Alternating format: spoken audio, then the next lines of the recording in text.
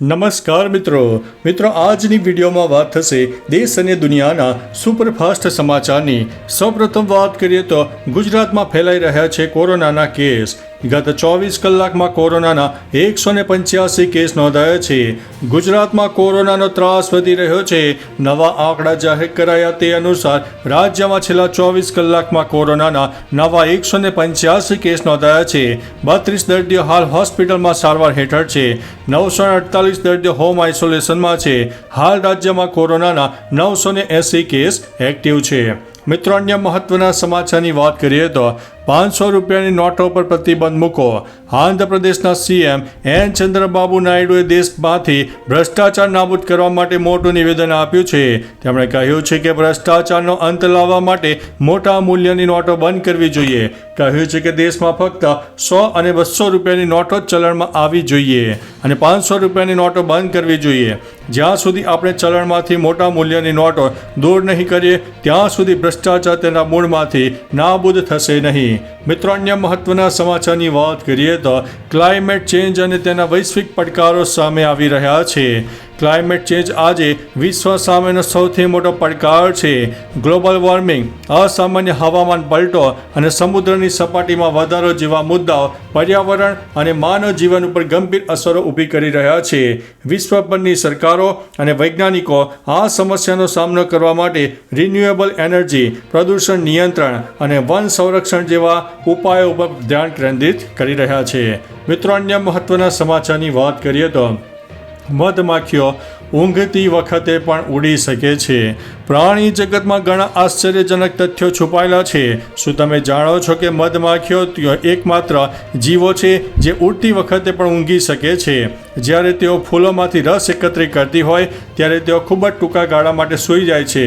આ micro slip તેમને ઊર્જા બચાવવામાં મદદ કરે છે અને તેમને લાંબા સમય સુધી કાર્યરત રહેવા દે છે, જે કુદરતની ખરેખર અદ્ભુત રચના દર્શાવે છે। મિત્રો, અન્ય મહત્વના સમાચારની વાત કરીએ તો ડ્રોન ટેકનોલોજીનો વધતો ઉપયોગ। ડ્રોન ટેકનોલોજી આજકાલ માત્ર રમકડા કે લશ્કરી ઉપયોગ પૂરતી મર્યાદિત નથી। કૃષિમાં પાકની દેખરેખ, રાહત, બચાવ કાર્ય, ડિલિવરી સેવાઓ, ફિલ્મ નિર્માણ, સર્વેક્ષણ જેવા અનેક ક્ષેત્રોમાં ડ્રોનનો ઉપયોગ વધી રહ્યો છે। કે તેની કાર્યક્ષમતા અને પહોંચ તેની ભવિષ્યની ઘણી એપ્લિકેશન માટે અનિવાર્ય સાધન બનાવી રહી છે, જે વિશ્વભરમાં અનેક ઉદ્યોગોમાં ક્રાંતિ પણ લાવી રહ્યું છે। મિત્રો, અન્ય મહત્વના સમાચારની વાત કરીએ તો વિશ્વનો સૌથી મોટો સક્રિય જ્વાળામુખી મૌના લોઆ।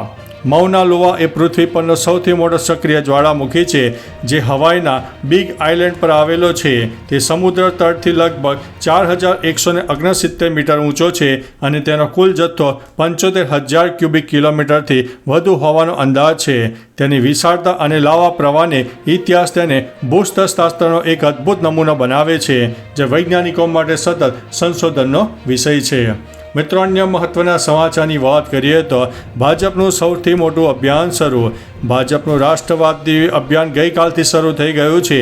મોદી સરકારના 11 વર્ષ પૂરા થવાના ભાજપના રાષ્ટ્રીય અધ્યક્ષ જેપી નડ્ડા બપોરે 12 વાગ્યે પ્રેસ કોન્ફરન્સનું આયોજન હતું। આ પછી 10 જૂને એટલે કે આજે ભાજપના નેતાઓ દેશમાં તમામ રાજ્યો, કેન્દ્રશાસિત પ્રદેશો અને જિલ્લા મુખ્યાલયોમાં પ્રેસ કોન્ફરન્સ દ્વારા જનતા સાથે વાતચીત કરશે।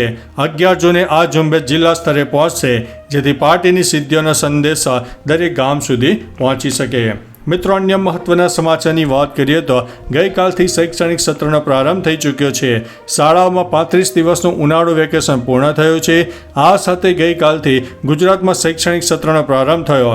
શાળાઓ વિદ્યાર્થીઓના અવાજથી ગુંજી ઉઠી। નોંધનીય છે કે ગુજરાતમાં 54,000થી વધુ શાળાઓ આવેલ છે। વેકેશનમાં વિદ્યાર્થીઓ મજા મસ્તી કર્યા બાદ ગઈકાલથી તેઓ ફરીથી ભણવા પ્રત્યે ધ્યાન આપી રહ્યા છે।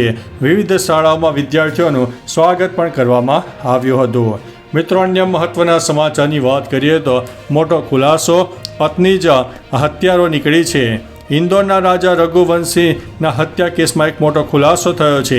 મેઘાલય ડીજીપીએ કહ્યું છે કે પત્ની સોનમ રઘુવંશી હત્યા કેસમાં સંડોવાયેલી છે। તેણે જ રાજાની હત્યાનો કોન્ટ્રાક્ટ આપ્યો હતો। આ કેસમાં 4 લોકોની ધરપકડ કરવામાં આવી છે. અગાઉ મેઘાલયના સીએમએ ટ્વીટ કર્યું હતું કે 7 દિવસમાં મેઘાલય પોલીસે રાજા હત્યા કેસમાં 3 હુમલાખોરોની ધરપકડ કરી છે. એક મહિલાએ આત્મસમર્પણ પણ કર્યું છે. મિત્રો, અન્ય મહત્વના સમાચારની વાત કરીએ તો કેસર કેરીના એક્સપોર્ટમાં ઘટાડો થયો છે. આ વર્ષે કેસર કેરીના એક્સપોર્ટમાં ઘટાડો નોંધાયો છે. એક અહેવાલ મુજબ વર્ષ 2015થી 2016થી અને 2020 સુધીમાં દર વર્ષે 450થી 500 ટન કેસર કેરીની નિકાસ થતી. આ વર્ષે માત્ર 100 ટન જેટલી જ રહી છે. આ ઘટાડા બાદ કમોસમી વરસાદ જવાબદાર છે. કેરીની ક્વોલિટી બગડી છે. તાલાલા ગીરની કેસર કેરીની 60થી 65 દિવસ ચાલતી નિકાસની સિઝન આ વર્ષે 20થી 25 દિવસ સુધી ચાલી છે. 1થી 15 જૂન સુધી કચ્છની કેસર કેરીનું એક્સપોર્ટિંગ થઈ રહ્યું છે. મિત્રો, અન્ય મહત્વના સમાચારની વાત કરીએ તો રફતારના રાક્ષસનો કહેર. અમદાવાદના ઈસનપુરમાં આવેલા ઘોડાસરમાં વહેલી સવારે અકસ્માત થયો, જેમાં કાર ચાલકે કારના સ્ટીયરિંગ ઉપરથી કાબુ ગુમાવ્યો હતો તો આ કાર દુકાનમાં ઘૂસી અને પલટી મારીને ઊંધી પડી ગઈ. ઘણા વાહનોને નુકસાન પણ થયું છે. ઘોડાસરના સ્મૃતિ મંદિર નજીક આ ઘટના બની હતી. આ ઘટનામાં હજુ પોલીસ ફરિયાદ થઈ નથી. દુકાનને નુકસાન થયું છે તે દુકાનોનો વેપારી પોલીસ ફરિયાદ કરવા માટે તૈયાર નથી. મિત્રો, અન્ય મહત્વના સમાચારની વાત કરીએ તો ઇંગ્લેન્ડે વેસ્ટ ઇન્ડિઝને હરાવીને T20 સિરીઝ કબજે કરી છે. બ્રિસ્ટલમાં રમાયેલી બીજી T20 મેચમાં ઇંગ્લેન્ડે વેસ્ટ ઇન્ડિઝને 4 વિકેટે હરાવ્યું છે. આ સાથે ઇંગ્લેન્ડે 3 T20 મેચની સિરીઝમાં 2-0થી લીડ મેળવી હતી અને T20 ઉપર કબજો જમાવી લીધો છે. વેસ્ટ ઇન્ડિઝે પ્રથમ બેટિંગ કરતા 6 વિકેટે 196 રન બનાવ્યા હતા. જવાબમાં ઇંગ્લેન્ડે 6 વિકેટ ગુમાવીને ટાર્ગેટ હાંસલ કર્યો છે.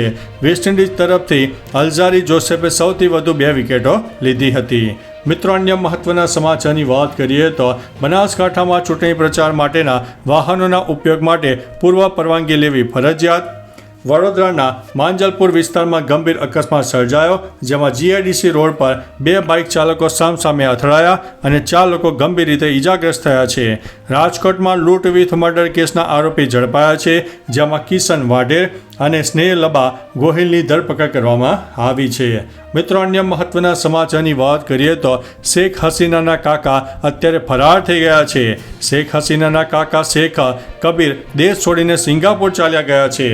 કબીર હસીના સરકારમાં શક્તિશાળી અનેક મહત્વપૂર્ણ વિભાગોના હવાલા સંભાળતા હતા. તેમના પર ભ્રષ્ટાચારના આરોપો લાગ્યા છે.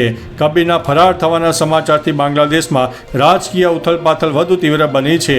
વર્તમાન સરકારની વિશ્વસનીયતા પર પ્રશ્નો ઊભા થઈ રહ્યા છે. થોડા મહિના પહેલા જ ભૂતપૂર્વ રાષ્ટ્રપતિ અબ્દુલ હામિદ બાંગ્લાદેશથી થાઇલેન્ડ ભાગી ગયા હતા.